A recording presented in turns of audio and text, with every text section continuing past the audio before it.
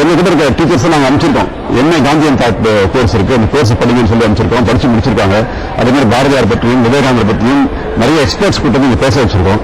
அவங்ககிட்ட விஷயத்தை ஆசிரியர்கள் வைத்துக் கொண்டு அதை மாணவர்களுக்கு எடுத்து சொல்ல வேண்டும் அப்படி சொல்லி அதுக்கு சிலபஸ் போட்டு பண்ணிருக்கோம். இது ரொம்ப பிரமாதமா போயிட்டு இருக்கு. இது என்ன சொன்னா 2 வருஷத்துக்கு முன்னாடி எஜுகேஷன் வேர்ல்டு அப்படின்னு சொல்லி ஒரு பத்திரிகை, பெங்களூர்ல வரக்கூடிய ஒரு பத்திரிகை, அவங்க ஆல் இந்தியா லெவலில் ஒரு அவார்டு அனௌன்ஸ் பண்ணாங்க. கல்வித்துறையில புதுமையை பூட்டியதற்கு ஒரு அவார்டு அப்படின்னு அனௌன்ஸ் பண்ணாங்க.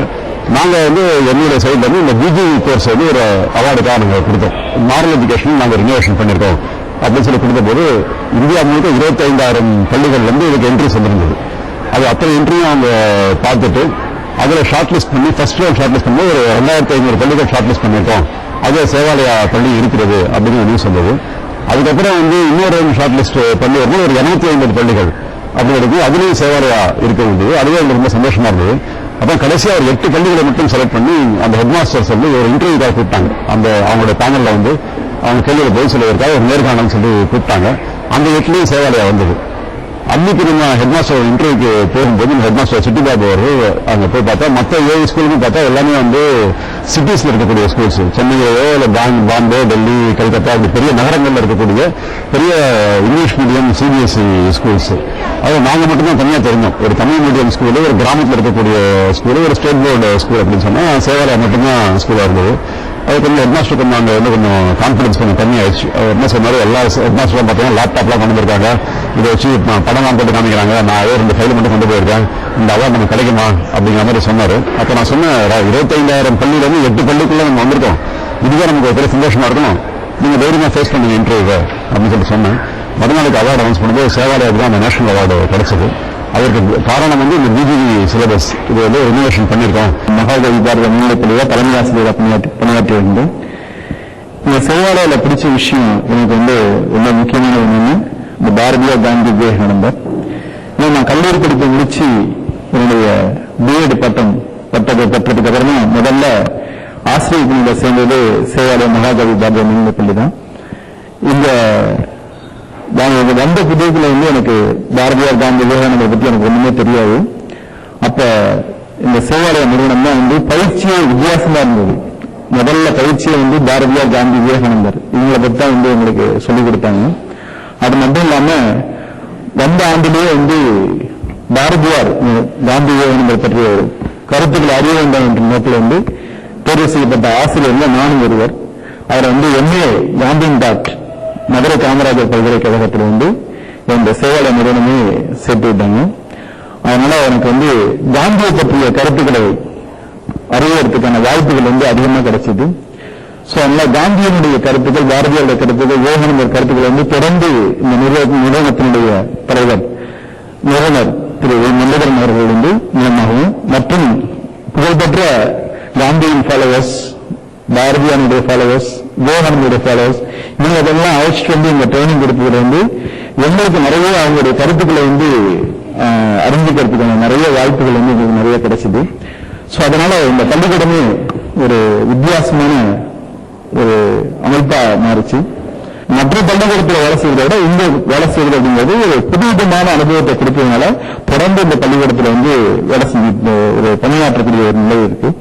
அது மட்டும் இல்ல, இந்த நிறுவனத்தினுடைய குறிக்கோள் என்ன அப்படின்னு சொல்லி பார்த்தோம்னா ஒரு ஃப்ரீ யூனிவர்சிட்டி, அதாவது ஏழைகள் முழுவதும் இலவசமாக படிக்கக்கூடிய ஒரு பல்கலைக்கழகம் உருவாக்க வேண்டும் அப்படின்னா சோ அந்த குறிக்கோள்ல அவங்களுக்கு உறுதுணையா அவங்க நிறுவனம் அந்த பல்கலைக்கழகம் உருவாகிறதுக்கு என்னால என்ற பணிகளை செய்யறதுக்கு நான் உறுதுணையோட இந்த பணியாற்றி வரேன். என் பேர் கே சித்ரா.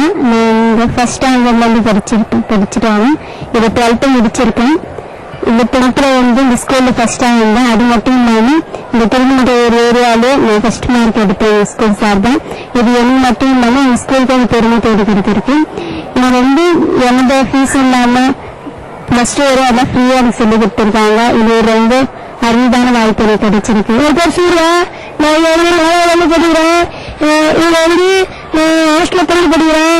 ஹாஸ்டல்ல தங்கறதுக்கு இடம், சாப்பாடு, நல்ல தரமான சாப்பாடு, நல்ல படிப்பு, ஸ்கூல்ல நல்லா சொல்லித்தராங்க. இங்க எனக்கு அப்பா இல்ல, அம்மா இருக்காங்க. என்னை வந்து அப்பா ஸ்தானத்துல அம்மா ஸ்தானத்துல நீங்க வந்து நல்லா பாத்துக்கிறாங்க. ஒரு நல்ல கல்வியை வந்து தராங்க. எங்க பள்ளியில் இருக்கக்கூடிய குழந்தைகள் யாரு அப்படின்னு பாத்தீங்கன்னா தாய் தந்தையரை இழந்த குழந்தைகள், தாய் தந்தையர் யாருமே தெரியாத குழந்தைகள், ரொம்ப ஒரு அதாவது மாறல்களே இல்லாம இருக்கக்கூடிய சில சொசைட்டிஸ் இருக்கு. அந்த மாதிரி குரூப்ல இருந்து வரக்கூடிய குழந்தைகள் இருக்காங்க நிறைய பேர். அப்பா அவருடைய போயிடுறாங்க, அம்மா கூட போயிடுறாங்க, குழந்தை விட்டு போயிடுறாங்க. அந்த மாதிரி குழந்தைகள்லாம் வந்து சேர்றாங்க. இது தவிர மற்ற ரொம்ப ஏழை குழந்தைகள் அவங்க வீட்டுல என்ன சிச்சுவேஷன் பாத்தீங்கன்னு சொன்னா வீட்டுல அப்பா குடிச்சிட்டு வந்து அம்மா அடிச்சுட்டு போட்டிருப்பாரு. இதுதான் டெய்லி பார்த்துட்டு இருப்பாங்க. ஒரு வன்முறையை வந்து தினம் தினம் பார்த்து கொண்டிருக்கக்கூடிய ஒரு சிச்சுவேஷன்ல வரக்கூடிய குழந்தைகள். இந்த மாதிரி இருக்கிற குழந்தைகள் இங்க ஒரு 11 வருஷம் 12 வருஷம் அவங்க கிட்ட படிச்சாங்கன்னு சொன்னா இவர் விவேகானந்தரையும் காந்தியும் பாரதியும் அவங்க திருப்பி அவங்க சொல்லி பண்ணும்போது அவங்க 12 வருஷம் வச்சு முடிச்சு வரும்போது ரொம்ப ஒரு பண்பட்ட ஒரு மனிதனாக இந்த மாதிரி ஒரு பேக்ரவுண்ட் வந்தாலும் தெரியாது பின்னாடி வரும்போது அப்படி ஒரு நல்ல மனிதனாக வெளியே வந்திருக்கோம். நிறைய பார்த்திருக்கோம். நிறைய இங்க படிச்சு முடிச்சு காலேஜுக்கு போயிருக்காங்க, ஹையர் எஜுகேஷன் போயிருக்காங்க, நல்ல வேலைக்கு போயிருக்காங்க, லைஃப் நல்லா செட்டில் ஆயிருக்காங்க. அவங்க எல்லாம் வந்த பேக்ரவுண்ட் பார்த்தா ரொம்ப மோசமான பேக்ரவுண்டா இருக்கும். இது வந்து வெறும் வந்து அதாவது ஒரு சயின்ஸையும் மேக்ஸையும் மட்டும் படிச்சு இது மாதிரி நாங்கள் உருவாக்கல. விவேகானந்தரும் காந்தியும் பாரதியாரும் படிச்சதால் தான் இது மாதிரி வந்திருக்காங்கன்றது என்னுடைய எண்ணம். இதுல என்னாச்சுன்னு சொன்னா இது வந்து நாங்க எல்லா ஸ்கூலுக்கு மட்டும் பண்ணா போறாது, சுத்தி இருக்க ஸ்கூல்ஸ்க்கு எல்லாம் பண்ணலாம் அப்படிங்கிற யோசனை பல ஸ்கூல்ஸ் போய் அப்ரோச் பண்ணா அவங்க எல்லாம் பர்மிஷன் கொடுத்தாங்க. நிறைய ஸ்கூல்ஸ்ல பண்ணோம், நிறைய காலேஜஸ்ல போய் நாங்களே போய் கிளாஸ்லாம் நடத்தோம் போயிட்டு. இதை கேள்விப்பட்டு நம்முடைய சிறைத்துறை டிஜிபி நட்ராஜ் அவர்கள் அவங்க என்ன கேட்டாங்கன்னா நீங்க தமிழ்நாட்டில் இருக்கக்கூடிய எல்லா சிறைச்சாலைகளையும் இருக்கக்கூடிய கைதிகளுக்கு இதை பற்றி சொல்லுங்க அப்படின்னு சொன்னாங்க. அதை ஆரம்பிச்சு இப்ப சென்னை புயல் ஆரம்பிச்சு பண்ணிட்டு இருக்கோம், அடுத்து வேலூர் ஆரம்பிச்சு பண்ணிட்டு இருக்கோம், அடுத்த வாரம் கோயம்புத்தூர்ல ஆரம்பிக்க போறோம். இன்னும் மற்ற சிறைச்சாலைகளையும் எங்களை கூப்பிடுறதா இருக்காங்க. பல சிறைச்சாலைகளில் போய் கைதிகளுக்கு கூட இதே பாடத்தை இன்னும் கொஞ்சம் மாடிஃபை பண்ணி ஸ்கூல் ஸ்டூடெண்ட்ஸ் சொல்ற மாதிரி சொல்ல முடியாது. அதாவது அவங்க வளர்ந்தவங்க பெரியவங்க வேற சிச்சுவேஷன் இருக்கிறவங்க அவங்களுக்கு எப்படி செல்ஃப் கான்ஃபிடன்ஸ் டெவலப் பண்றது அப்படிங்கிற ஆங்கில நிறைய பாரதியாரும் விவேகானந்தரையும் காந்தியும் அவங்களுக்கு எடுத்து சொல்லிட்டு இருக்கு. இந்த சேவாலயோட அடுத்த கட்டமா எங்க கொண்டு போறீங்க நீங்க? எதிர்கால திட்டங்கள் என்னங்கிறத பத்தி நேரம் சொல்லுங்க சார். 12th நல்ல மார்க் வாங்கிருந்தாங்க அப்படின்னு சொன்னா அவங்களுடைய மேல் படிப்புக்கு நாங்கள் உதவி பண்றோம். அந்த மாதிரி நிறைய பேருக்கு கடந்த பல ஆண்டுகளில் பண்ணி இப்போ 100 பேர் காலேஜ் படிச்சுட்டு இருக்காங்க. ஒரு 10 பேர் வந்து இன்ஜினியரிங் காலேஜ் படிச்சுட்டு இருக்காங்க. அதாவது அண்ணா யூனிவர்சிட்டி ரேங்க்ல வந்து வாங்கியிருக்காங்க. அந்த மாதிரி மெரிட்ல வந்து வந்திருக்காங்க. ஒரு 10 பேர் இன்ஜினியரிங் காலேஜ் படிச்சுட்டு இருக்காங்க, 100 பேர் காலேஜ் படிச்சுட்டு இருக்காங்க. இப்போ அடுத்த சிந்தனை எங்க பேர் தான் வருது. இப்போ 100 பேருக்கு காலேஜ் ஃபீஸ் கட்டி நாங்கள் ஒரு காலேஜ் வெளியே அனுப்பிச்சிட்டு இருக்கிறத விட நாங்களே ஒரு காலேஜ் ரன் பண்ண ஸ்கூல் நடத்த அதே மாதிரி கான்செப்ட்ல காலேஜும் ஃப்ரீயா பண்ணலாம். அதை கொஞ்சமா டெவலப் பண்ணி ஒரு ஃப்ரீ யூனிவர்சிட்டியாக கொண்டு வரணும். அதாவது ஏழை குழந்தைகள் ஆலை குழந்தைகளுக்கு மட்டுமே திறந்திருக்கக்கூடிய ஒரு கம்ப்ளீட்லி இலவசமா இருக்கக்கூடிய ஒரு யூனிவர்சிட்டி மாதிரி செட்டப் பண்ணணும். இதுக்கு நிறைய லேண்ட் தேவைப்படுது, நிறைய பணம் தேவைப்படுது. அந்த ரிசோர்சஸ் கிடைக்கும்போது ஒண்ணுன்னா அடுத்த படி எடுத்து வைப்போம். இதுதான் எங்களுடைய எதிர்கால திட்டம். முக்கியமான ஒரு நபரை நீங்க சொல்றது மறந்து உங்களோட மனைவி. என்னுடைய மனைவி மட்டும் இல்ல, என்னுடைய மாமனாரும் சேர்ந்து இதுல நிறைய ஒர்க் பண்றாங்க, கோர்ஸ் பண்றாங்க. அந்த வகையில வந்து சேவாலயா பொறுத்த வரைக்கும் இதனுடைய ஹானரி கரஸ்பாண்டா அவங்க இருக்காங்க. அவங்க முன்னாடி யூடிஐ பேங்க்ல ஒர்க் பண்ணிட்டு இருந்தாங்க. எங்களுக்கு திருமணமாகி கொஞ்ச நாள்லயே வந்து சேவாலயா சேவையை முன்னுரிமை எடுத்துக்கணும் அப்படிங்கிற ஆர்வத்தில் வந்து நம்முடைய வேலையை ராஜினாமா பண்ணிட்டாங்க. பண்ணிட்டு சேவாலயாவுக்கு இலவசமான சேவையாக ஆரம்பிச்சு ஒரு வருஷத்துக்குள்ளேயே ஃபுல் டைமா இதில் வந்துட்டாங்க. அதே மாதிரி என்னுடைய மாமனார் அவர்களும் எல்ஐசியில் ஒரு பெரிய பதவியில் இருந்தார். அவர் ரிட்டையர் ஆன பிறகு அவருடைய ஃபுல் டைமா சேவாலயா வேலை பண்ணிட்டு இருக்காங்க.